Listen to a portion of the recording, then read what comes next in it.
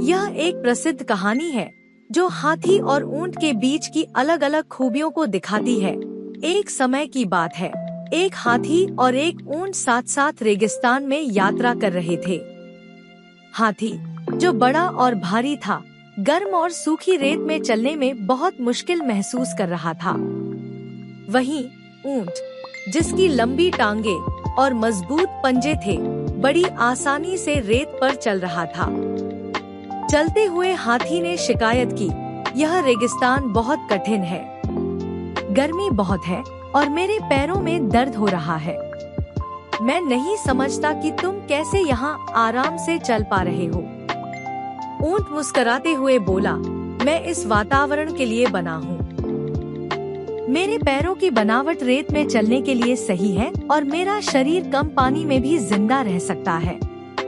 लेकिन मैं समझता हूँ कि तुम्हारे लिए यह कठिन हो सकता है। हाथी थोड़ी देर चुप रहा, फिर उसने अपने बड़े शरीर को देखा और उदास होकर कहा, मैं बहुत बड़ा और भारी हूँ। मुझे ऐसे स्थानों पर चलने में परेशानी होती है और कभी-कभी मुझे लगता है कि मैं इसके लिए बना ही नहीं हूँ।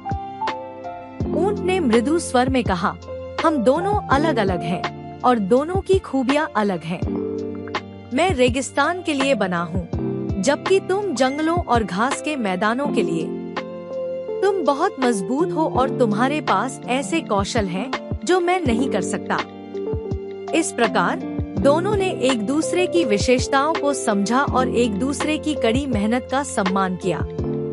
कहानी का संदेश था कि हर किसी की अपनी खूबियाँ होती हैं और हमें अपनी विशेषताएं और दूसरों की विशेषताओं को समझकर उनकी सराहना करनी चाहिए।